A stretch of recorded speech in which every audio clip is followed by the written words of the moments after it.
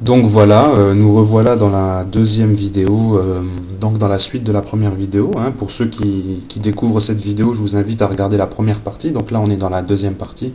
Donc je revenais à ce que je disais pour le chapitre 13 de l'Apocalypse, au verset 11 et 12. Puis je vis monter de la terre une autre bête qui avait deux cornes semblables à celles d'un agneau et qui parlait comme un dragon. Donc là, euh, on parle sûrement du projet Bluebeam, hein, comme je disais, c'est le projet Bluebeam. Donc et dans le verset 12, elle exerçait toute l'autorité de la première bête, donc le Dajjal en sa présence, l'Antéchrist, et elle faisait que la terre et ses habitants adoraient la première bête dont la blessure mortelle avait été guérie. Donc comme je vous l'ai dit, c'est soit l'un, soit l'autre.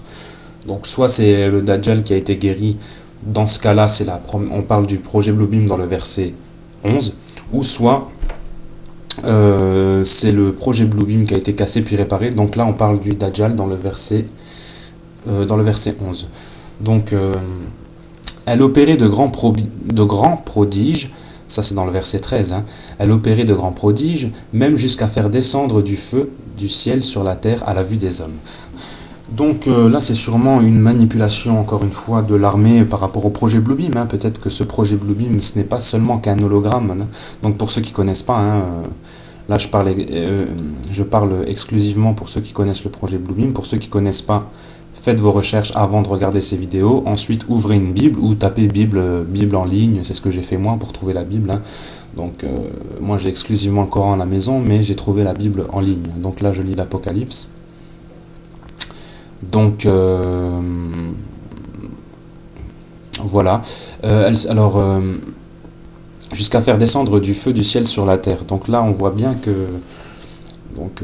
ça fait penser vraiment à quelque chose de mécanique, hein. C'est du feu. Alors soit ça sera vraiment du feu. Donc je sais pas comment. Peut-être avec les drones, avec les drones de l'armée, ou peut-être ce sera qu'une illusion. Donc peut-être que ce ne sera que, comment dire, qu'un hologramme. Euh, donc en tout cas, ça, elle opérait de grands prodiges. Ça, c'est certainement le projet Bluebeam. Donc la bête, quoi. Euh, Celle qui, dans le verset 12, elle exerçait toute l'autorité de la première bête, donc le Dajjal. Donc au verset 13 au verset 14, excusez-moi, on voit, et elle séduisait les habitants de la terre par des prodiges, par les prodiges qui lui étaient donnés d'opérer en présence de la bête, donc de l'Antéchrist, disant aux habitants de la terre de faire une image à la bête qui avait la blessure de l'épée et qui vivait. Donc là, on voit bien la confirmation dans le verset 15 que ça parle bien du projet Bluebeam, puisqu'il est écrit dans le verset 15, et il lui fut donné d'animer l'image de la bête. Donc on voit bien que c'est une image animée. C'est une image animée. Il lui fut donné d'animer l'image de la bête. Donc c'est une image qui est animée par quelqu'un d'autre. Donc on voit bien que c'est là aussi que c'est quelque chose, ce n'est pas quelque chose de vivant. Vérifiez le verset par vous-même, vous verrez bien que ça se voit très bien que ce n'est pas quelque chose de vivant. On parle bien là d'un système mécanique. Bon, à l'époque, ils n'ont pas pu le comprendre ainsi. Mais regardez, il lui fut donné d'animer l'image de la bête afin que l'image de la bête parlât. C'est pas une bête, ce n'est pas non plus l'Antéchrist. Là, on voit tout de suite qu'on parle du projet Bluebeam. Et qu'elle fit que tous ceux qui n'adoraient pas l'image de la bête fussent tués. Donc là, c'est le Dajjal qui va imposer son système. Donc, et va tuer certainement tous les chrétiens rebelles et tous les musulmans rebelles qui se rebelleront contre le Dajjal, qui l'auront reconnu, bien sûr. Qu'Allah nous préserve de sa tentation. Donc là, la meilleure chose à faire, ce serait de s'allier entre chrétiens et musulmans, de faire front commun contre l'ennemi, parce que c'est aussi leur but de diviser. C'est clair qu'on n'a pas les mêmes points de vue, on n'a pas les mêmes choses. Pour les musulmans, les chrétiens sont des associateurs. N'empêche que, rien que par respect et dans le doute, on va dire, on pourrait tous s'unir contre l'ennemi et faire front commun jusqu'au retour de Jésus, alayhi salam, et ensuite voir qui a raison, tout simplement. Pourquoi s'entretuer ou le khilafa doit être instauré. Ça, c'est quelque chose aussi que je rajoute un petit point. Nous, les musulmans, on veut construire un khilafa. Il ne s'agit pas de tuer les mécréants ou de tuer... Non, il s'agit de faire la loi de Dieu sur terre. Après, c'est sûr que si les chrétiens veulent nous empêcher, nous, c'est dans nos croyances. Donc, on se battra pour ça, c'est clair. Mais il n'y a pas de sous-hommes ou de citoyens de seconde zone dans un califat, dans un khilafa. Ce n'est absolument pas vrai. C'est des clichés, c'est n'importe quoi. Donc, on peut tout à fait vivre ensemble et dans la paix, plutôt que de toute façon on ne pourrait pas vivre avec des lois chrétiennes puisque, comment dire ça, la religion n'est pas complète en tant que chrétienne, vous n'avez pas de système judiciaire, il n'y a rien. La religion musulmane est complète et je vous verrai dans les autres vidéos étudier l'islam, la manière de pratiquer les rites et étudier ce que faisait Jésus comme rite et vous verrez qu'on est plus chrétien que les chrétiens. Bon bref, donc revenons à ce que je disais qu'on pouvait faire front commun et s'allier contre l'ennemi en attendant le retour de Jésus. Si Jésus revient et qu'il dit il faut être chrétien, les musulmans devront devenir chrétiens. Et si les chrétiens, quand Jésus revient et dit il faut être musulman, donc les chrétiens devront devenir musulmans. C'est aussi simple que ça.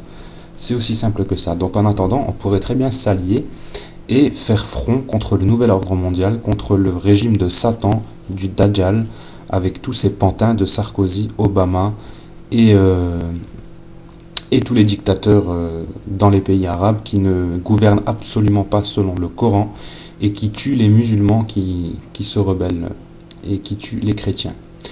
Donc voilà, pour en revenir à l'Apocalypse, je disais, et il lui fut donné d'animer l'image de la bête, afin que l'image de la bête parlât, donc le projet Bluebeam, et qu'elle fit que tous ceux qui n'adoraient pas l'image de la bête fussent tués.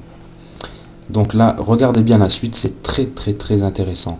Là, ça parle de la puce RFID. Et je vais m'attarder un petit peu sur cette puce après la lecture de ce verset. Donc chapitre 13 de l'Apocalypse de Jean, verset 16. Et elle fit que tous, petits et grands, riches et pauvres, libres et esclaves, reçussent une marque sur leur main droite ou sur leur front. Verset 17. Et que personne ne put acheter ni vendre sans avoir la marque, le nom de la bête ou le nombre de son nom. Verset 18, c'est ici la sagesse que celui qui a de l'intelligence calcule le nombre de la bête, car c'est un nombre d'hommes, et son nombre est 666. Donc ces trois versets sont très très importants, et ils parlent de la puce RFID. Donc je m'explique. La puce RFID, faites vos recherches. Donc ils sont en train de la mettre partout.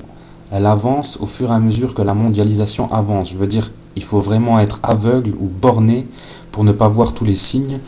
Et c'est pour ça que je dis que il y a certaines parties de la Bible qui sont restées intactes, en particulier l'Apocalypse qui parle de la fin des temps et qui est en grande partie, pour ne pas dire complètement exact, et qui concorde parfaitement avec le Coran, et je vous le ferai voir dans d'autres vidéos, Inch'Allah.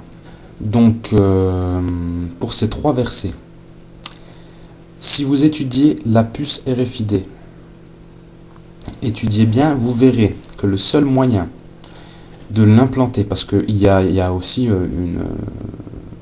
ils ont émis l'idée d'implanter ça dans l'humain quand même, pour remplacer, sous couvert de lutte contre le terrorisme, on vous implanterait une puce donc qui contiendrait vos numéros de carte crédit, votre carte d'identité, enfin tout quoi. Et cette puce ne se met, vous avez qu'à vérifier, c'est la vérité, elle ne marchera que si elle est dans votre main ou sur votre front. Donc au-dessus du front. Et là, le verset dit bien, reçussent une marque sur leur main droite ou sur leur front. Et dans le verset 17, et que personne ne put acheter ni vendre sans avoir la marque, le nom de la bête ou le nombre de son nom. Ça correspond tout à fait. Il est clair que s'ils font un système pareil, donc si votre carte bancaire, et tous vos papiers se retrouvent dans une puce et qu'il n'y a pas d'autre moyen que de vivre en société, c'est clair que celui qui n'a pas la marque ne peut plus vendre ni acheter, il ne peut plus rien faire. D'ailleurs, remarquez qu'ils pucent tous les animaux.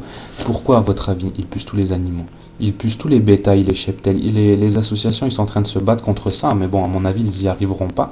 C'est pour qu'en fait, toute personne rebelle à ce système, qui ne voudra pas vivre dans le nouvel ordre mondial, il va mourir de faim, tout simplement. Il va mourir de plein de choses. Il pourra mourir de plein de choses. Déjà, il ne pourra plus avoir de logement. Donc il sera SDF. Donc après ils vont peut-être faire une loi contre les SDF pour les emprisonner, bon je sais pas, on reviendra là-dessus plus tard, mais disons que regardez les troupeaux par exemple dans les fermes et tout ça, ils veulent que les agriculteurs, les éleveurs, ils marquent leurs bêtes d'une puce. C'est pour que si vous par exemple vous êtes un rebelle et vous décidez d'élever un mouton, de faire un troupeau quoi, en dehors du système, de vivre tout seul dans de faire votre système de vie sans argent, sans rien. Et ben vous ne pourrez pas, puisque on vous dira, on vous contrôlera, donc la police vous contrôlera une fois qu'elle vous aura trouvé, elle vous dira alors que votre troupeau n'est pas aux normes, que votre troupeau pour l'hygiène, pour les maladies, vous pourriez propager des maladies. Bon, en fait, vous serez accusé de plein de choses puisque vous n'êtes pas dans le système, vos bêtes ne sont pas marquées, donc vous ne pourrez pas manger. D'ailleurs, c'est pour ça que c'est un petit détail qui paraît anodin, mais bon, j'avais pensé à ça aussi, c'est que vous voyez, quand vous pêchez ou quand vous voulez faire de la pêche, vous devez avoir une carte partout où vous allez. Mais ça sert uniquement à ça en fin de compte. Les cartes de pêche servent à ça. C'est si vous êtes dans la rue comme ça, si vous pêchez et que vous n'avez pas de carte, c'est interdit de pêcher sans carte, sans abonnement, sans. Donc voilà, vous serez arrêté. Donc vous ne pourrez pas pêcher, vous ne pourrez pas avoir de troupeau, de bétail. Dernièrement, j'avais vu aussi des articles où ils interdisaient aux Américains, des Américains qui faisaient des petits jardins comme ça, ils les détruisaient, ils voulaient pas que. Donc, tout des choses bizarres, quoi. Donc, le verset dit vraiment et que personne ne peut acheter ni vendre sans avoir la marque, le nom de la bête ou le nombre de son nom. Donc, cette partie parle vraiment de la puce RFID et de l'impossibilité de vivre en société sans cette puce. Donc là, il va falloir faire des sacrifices puisque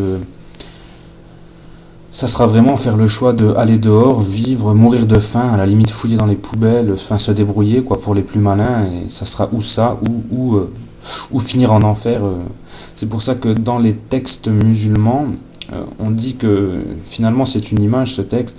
On dit que le Dajjal viendra avec une rivière et un feu. Donc celui qui prendra sa rivière sera en fait un feu, et celui son feu sera en fait une rivière, c'est-à-dire que ça me fait penser un peu à cette symbolique-là. Donc la rivière, ce serait l'abondance du nouvel ordre mondial. Si vous acceptez cette puce, tout rentrera dans l'ordre. Vous serez dans le système, vous travaillerez, vous consommerez comme des bêtes, vous assouvirez vos passions, vos désirs, vous rejetterez toutes les religions, sauf celle du Dajjal, peut-être qu'on vous imposera par la suite, mais dans un premier temps, vous aurez cette rivière, effectivement. Mais le prophète, alayhi salatu wassalam, dit celui qui entre dans cette rivière, en fait, ce sera le feu. En fait, ce sera le feu pour l'au-delà, c'est-à-dire que vous finirez en enfer et votre âme sera corrompue. D'ailleurs, c'est ce qu'il est écrit dans la Bible. Je vais en venir par la suite. Je vais venir dessus par la suite. Donc, si vous mettez cette puce, vous finirez en enfer avec la colère de Dieu. Et là-dessus, l'islam et le christianisme se rejoignent. C'est pour ça que je dis que cette partie est intacte. Donc, cette partie est absolument vraie de l'Apocalypse. Elle n'a pas été touchée. Donc, que celui qui a l'intelligence calcule le nombre de la bête, car c'est un nombre d'hommes, et son nombre est 666. Effectivement, sur cette puce RFID, faites aussi vos recherches dans ce sens-là, il y a tout ce qu'il faut sur Internet. Pour l'instant, dépêchez-vous, copiez tout ce que vous pouvez, téléchargez les vidéos, mettez tout en double avant qu'il y ait des censures sur Internet. Donc, si vous regardez cette puce RFID, il y a un code barre dessus, et j'ai vu ça dans une vidéo que je l'ai vu de mes yeux, je vous le dis, là je l'ai pas ici, mais en fait si vous additionnez ces nombres, si vous calculez, parce qu'il dit en plus que celui qui a de l'intelligence calcule le nombre de la bête, et on tombe effectivement sur la puce RFID 666, sur la somme des nombres, et ça c'est véridique. Donc c'est ce passage là, de chapitre 13, je répète bien, le chapitre 13 de l'Apocalypse de Jean, donc Révélation.